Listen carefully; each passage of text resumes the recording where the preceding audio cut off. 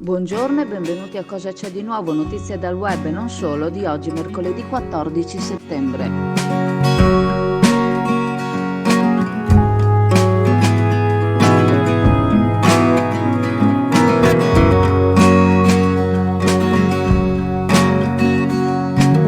Momenti di paura martedì pomeriggio a Valle di Chioggia quando alle 13:30 l'autobus extraurbano della linea 87, che aveva appena passato il semaforo, si è scontrato con un tir.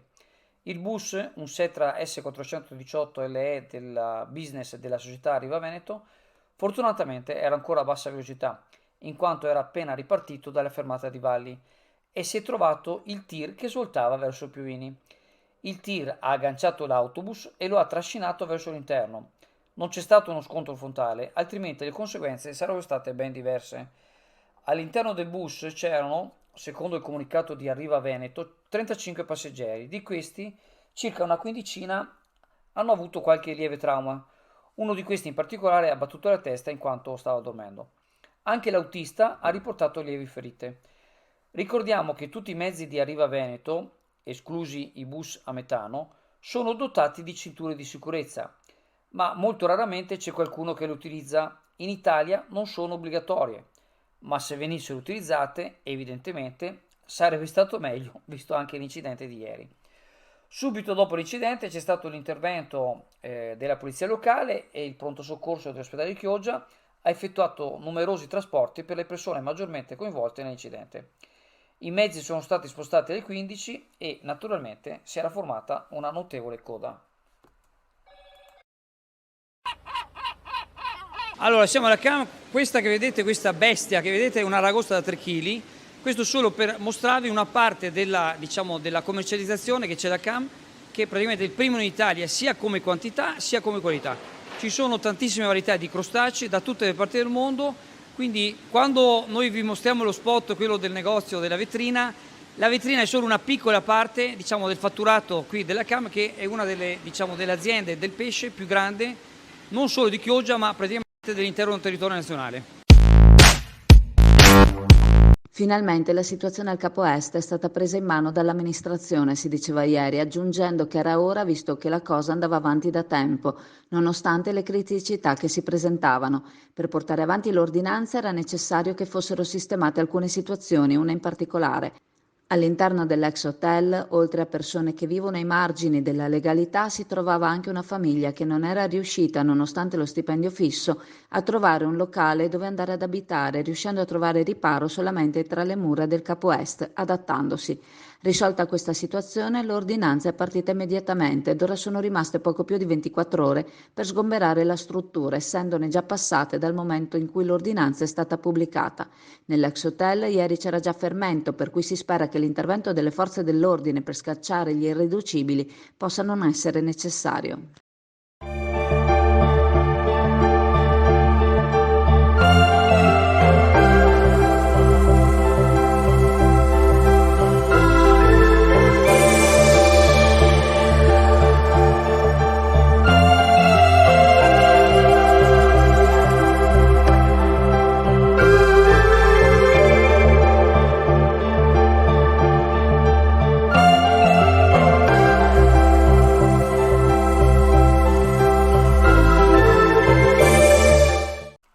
Le persone contagiate dalla West Nile crescono tutte le settimane. Attualmente nel Veneto ci sono più persone in terapia intensiva per la febbre del Nilo che per il Covid. Tutti i giorni i media avvisano dell'importanza della prevenzione da parte di tutti i cittadini. Giusto ieri abbiamo pubblicato della nuova applicazione Mosquito Alert che, fotografando le zanzare, permette di aiutare nella lotta alla limitazione di questi insetti vettori della malattia. Evidentemente tutta questa nuvola di allarmi sui possibili contagi non giunge, o meglio non vengono ignorate, ai proprietari dei terreni incolti in via Amaranto che collega il Lusenzo con strada Madonna Marina.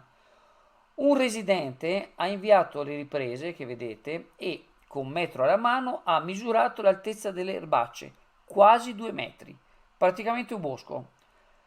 Cosa aspettano i proprietari a pulire? Riferisce un residente esasperato. Qui ci sono così tante zanzare che ti fanno volare. Per l'ordinanza del comune, ma anche per il buonsenso, i proprietari dei terreni sono tenuti a mantenere puliti dalle erbacce con le necessarie operazioni di pulizia e potatura. Non di rado sull'albo pretorio ci sono provvedimenti che intimano la pulizia di terreni. E per via Amaranto?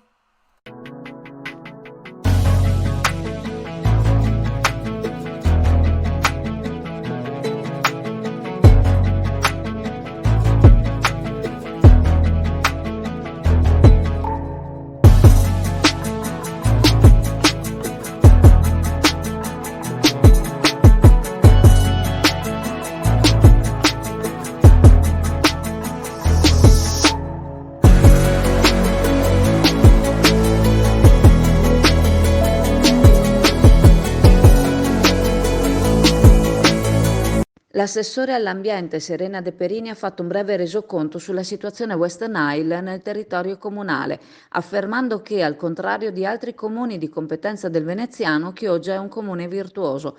Lo dice sottovoce per scaramanzia, ma il fenomeno è, ora, sotto controllo. Tutte le caditoie e i tombini pubblici sono georeferenziati e monitorati dall'UST. L'ultimo report risale allo scorso venerdì, quando caditoie e tombini sono stati analizzati. In questi, ogni 20 giorni, il comune mette in pratica un'azione larvicida. Il territorio è altamente sotto la soglia giudicata critica. Il lavoro iniziato ad aprile di bonifica del territorio sta dando quindi i suoi frutti. L'assessore ricorda che chi ha nella propria proprietà caditoie e tombini può richiedere all'ufficio ambiente le pastiglie larvicida che le rilascia gratuitamente.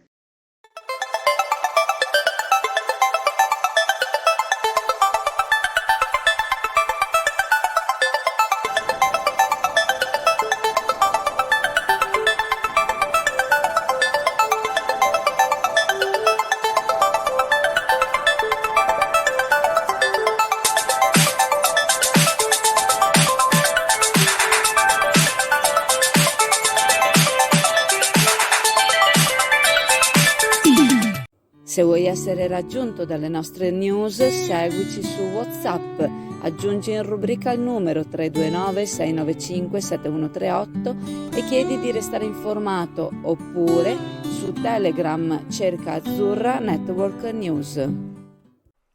Come avevamo segnalato nei giorni scorsi, il faro, situato alla radice sud della diga sottomarina, è stato smantellato. Oltre ad alcuni comunicati della Capitaneria di Porto nei bollettini ai naviganti, anche il sito della Marina Militare conferma della messa fuori servizio. Non è ufficiale, o forse non siamo noi riusciti ad avere conferme istituzionali, ma sembra certo che il faro verrà installato sulla sommità dell'edificio principale del Mose. Scelta assolutamente avveduta. In pratica, dove verrà trasferita la sala di controllo di tutte le paratoie, che attualmente si trova in via provvisoria molto più basso. Troppo in basso, tanto che sono state installate delle difese per difendere dai marosi quando il vento è particolarmente forte. Piccolo particolare, in origine la zona destinata alla sala di controllo era realizzata con una struttura che svettava, ma per andare incontro alle richieste del comitato Forte San Felice, dicevano che ostacolare la vista, era stata abbassata. Adesso sia per la struttura della control room sia per il faro si è particolarmente tornati alla situazione precedente. La maggior parte delle persone chiama faro il segnale di entrata del porto che emette luce rossa e che si trova in punta alla diga. Invece si tratta di un'opera di segnalamento che indica l'entrata del porto. Il faro emette una luce bianca e segnala il porto a grande distanza.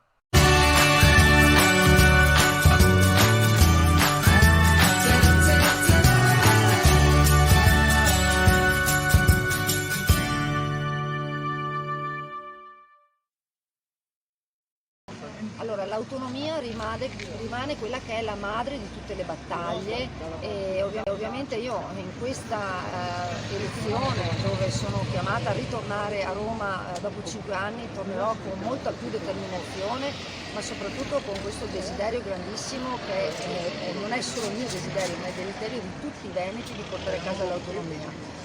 Purtroppo questi 5 anni hanno fatto sì che la Lega non si trovasse mai in un governo di centrodestra, mentre invece adesso abbiamo questa occasione, dobbiamo lavorare per questo e lo dobbiamo fare perché nel diciamo, programma del centrodestra c'è un accordo di arrivare a ottenere l'autonomia del Veneto e pertanto deve essere anche un motivo importante per i veneti per andare a votare. Cioè, io posso anche capire che c'è l'amarezza nel vedere che dopo 5 anni non siamo riusciti a ottenere quello che è stato richiesto, ma non dobbiamo dimenticare che l'apparato romano fa delle fortissime resistenze, così come lo fanno altri partiti, e voglio ricordare che il primo governo è stato fatto con la Lega e i 5 Stelle, ma da parte dei 5 Stelle non abbiamo sicuramente avuto una mano.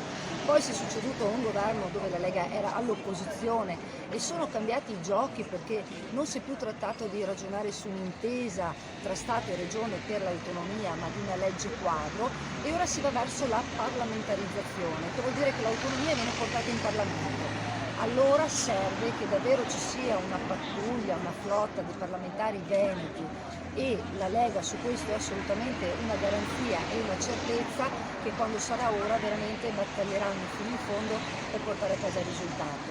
Un risultato che possiamo ottenere anche convincendo le altre regioni e gli altri partiti della bontà di questo progetto, che vuol dire assolutamente responsabilizzare le amministrazioni per essere più efficienti nei confronti dei cittadini.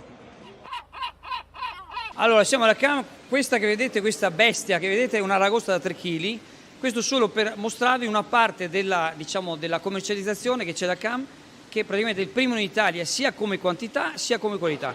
Ci sono tantissime varietà di crostacei da tutte le parti del mondo, quindi quando noi vi mostriamo lo spot, quello del negozio, della vetrina, la vetrina è solo una piccola parte, diciamo, del fatturato qui della CAM, che è una delle, diciamo, delle aziende del pesce più grande, non solo di Chioggia, ma praticamente dell'intero territorio nazionale. Ricordandovi che le farmacie di turno oggi sono 2, la farmacia al Duomo in Corso del Popolo a Chioggia e la farmacia Fischetti a Sant'Anna in strada statale Romea, vi ringrazio, vi saluto e se volete ci vediamo in negozio alla cartoleria Pegaso a Borgo San Giovanni. Ciao a tutti!